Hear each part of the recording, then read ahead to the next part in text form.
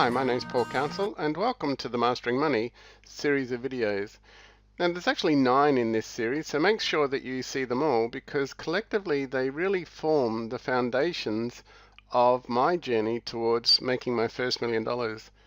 Now today I thought we'd have a look at what actually drives money results.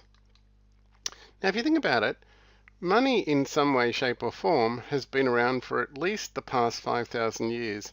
And it dates all the way back to the ancient times of Mesopotamia. But what really interests me about that 5,000 year history is that we've had literally hundreds of generations of people since, so approximately 300 generations.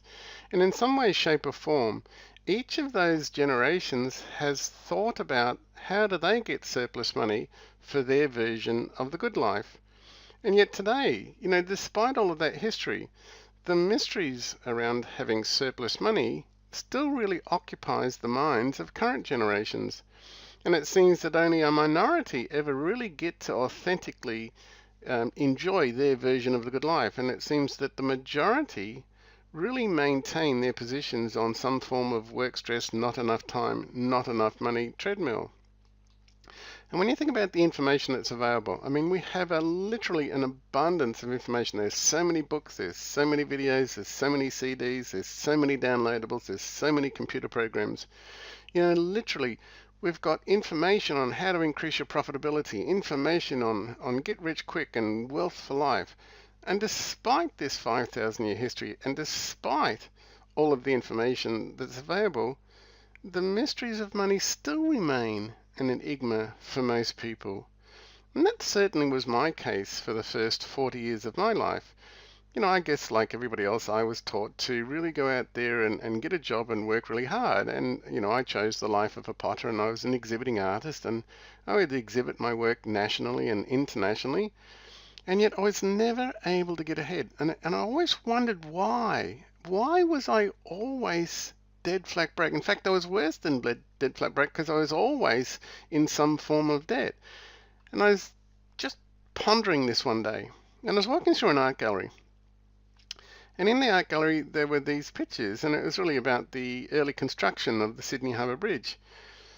And I was moving through these series of photos, and I came across another photo based on the early construction of the Eiffel Tower, and it suddenly dawned on me. It's kind of like this, great sort of bolt of lightning hit me that it was all about the foundations, because the Sydney Harbour Bridge could only have ever been built if the foundations were solid. The Eiffel Tower could only ever have been built if the foundations of which they were built on were as absolutely rock solid. And so I started thinking and studying about the foundations in the Sydney Harbour Bridge.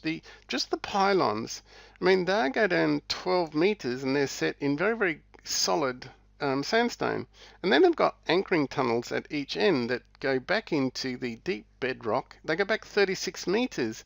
And so it really was the foundations. And when you think about the Eiffel Tower and each of its 4 feet, the foundations were dug to a depth of 53 feet. And then something like 20 feet of concrete was poured in. And then it was huge blocks of limestone and 2 layers of hardstone. But then they had people literally crawl down into the middle of those foundations and set in place anchoring bolts that were 26 feet long and 4 inches in diameter. And it really dawned on me that it was my foundations around money were based on this notion of 3 mindsets. It was go out there and earn money, go out there and spend money, and then go out there and borrow money for non-productive purposes. And it was a bit like, these people in the video here. I just couldn't make my financial future move forward. I just couldn't actually get to a surplus. So I started to think it was the foundations in my mind that I had to rebuild. And for doing that, I had to really stop being distracted by things that were really unimportant, and I had to become a better administrator of my time, and I had to deepen my understandings of the ways that not only my mindset was actually working, but the way that money itself worked, the way that value was exchanged. And so by developing new foundations based on mastery, and this sense of value, it literally enabled me to, move from a position of dead flat broke to making my first millionaire within 3.8 years. And so think about where you are in terms of the financial results that you want, or the financial success that you want. And it really does require a combination of two things.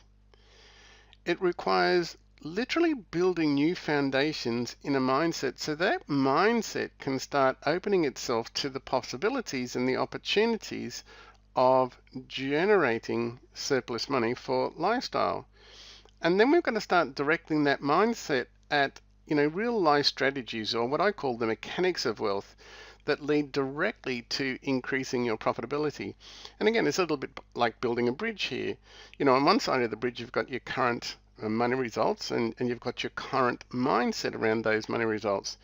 On the other side of the bridge, you've got sort of the future results based on money, but it's also requiring a future mindset to get those results. And so I thought I'd share some of the mindset things that I had to go through.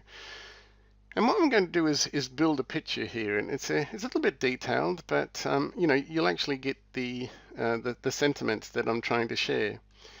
The thing that I had to start thinking about first was the subconscious models that I had been conditioned with. Now, those subconscious models could be based on old blueprints from the community around you, from your parents, from the environment, or in fact you could insert a whole new series of blueprints. And that's exactly what I did. I started to insert a whole new series of blueprints into my subconscious mind. And then I started to understand that, we actually have multiple selves. We're not just one personality. In any given context, there's basically a different mental personality comes forward to deal with that context. Now, some of those cells, especially if you look at a subject called the psychology of the cells, you'll find that some of those cells are really quite progressive, and they're the ones that enable you to move forward, but some of those cells are actually quite disowned, and they're the ones that hold you back, and they're the ones that tend to sabotage you. So I started thinking about the psychology of the cells, and then I started thinking about the actual mindset, or what the cognitive drivers. How do I think about how I think about things? And I understood that, those cognitive drivers could be based on what's been termed resistant states. And resistant states are those things that are always kind of sort of got this little internal voice that it's uncomfortable, so you better step back into safety. Or in fact, they could be based on flow states, and those flow states are, yep, look, this is a really good thing to go after, and I'm going to skill myself. And so you've got to start thinking about what cognitive drivers that you're tapping into, and then how do those cognitive drivers affect your motivation. Because my motivation had to change from disappointment, which was the first 40 years of my life, into I had to direct pleasure at this ability to gain mastery. And then I had to start thinking about my habits. And I needed to get out of the ruts of sameness and start exploring new habits that were based on learning, that were based on exploring new territory, that were based on exploring new thinking models, that were based on exploring new understandings about money. And then I had to start making new neural pathways inside my mind. Because, for the first 40 years, I was just reinforcing the old, the familiar pathways, but they weren't allowing me to get the money results that I started to want. So I had to establish new neuro pathways, and you do that by repetition, repetition, repetition. And it's those new neuro pathways that led me to a new set of skills. And it was the new set of skills that were relevant to the new money results that I was seeking. Because, for the first 40 years, I was just using my faithful old skills. And of course, it was those faithful old skills that were actually denying me access to the money that I was wanting. And then I had to start thinking about my thinking itself. Where was my thinking? Was my thinking in profit thinking, or was my thinking still in this business about the exchange of labor and time for money? So I had to change my thinking from this, this labor and time for money model of the world into a much more enterprising model that really understood value itself and how value is exchanged within our society. Because it was really important for me to understand that I was making choices from every one of those levels and every one of those layers. In fact, all of those choices from all of those money drivers were having a compound effect on each other because they all influenced each other. And so the way that I started thinking was to say, look, if I can get a small percentage increase, a small percentage improvement in each of those money drivers, then I could actually have a very large compounding effect. And in this case, literally 256% compounding effect on my money results. And that was the first part of my journey that allowed me to successfully navigate my way to my first $1 million. So that's all for me for this video, so stay tuned for video 2 where we start looking at seeing opportunities. So until then, it's bye for me.